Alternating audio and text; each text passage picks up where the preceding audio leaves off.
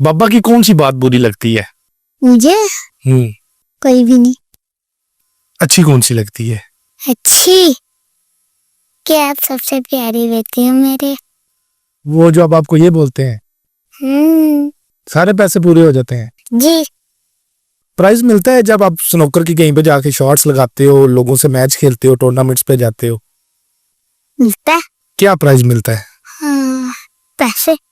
कितने पैसे मिले हैं आज तक? हाँ, मुझे पता नहीं। सबसे ज्यादा कितने मिले हैं? 10। 10,000। क्या किया था उनका? उनका बाबू को दे दिए थे।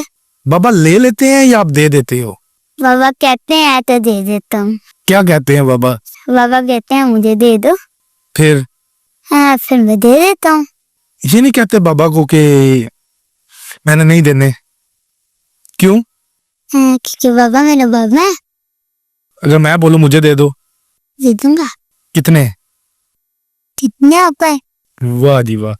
तो एक दफा मेरे सामने एक भाई ने आपको इनाम दिया था, आप उन्हें कह रहे थे मुझे 5,000 नहीं, मुझे 100 चाहिए। वो क्यों कह रहे थे आप? मैं वैसे ही। आप कह रहे थे 5,000 बाबा ले लेंगे, 100 मुझे दे दें आप। नहीं। ये मैंने सुना है आपका। इस बात में है सच्चाई, 100 नहीं लेते बाबा? हाँ।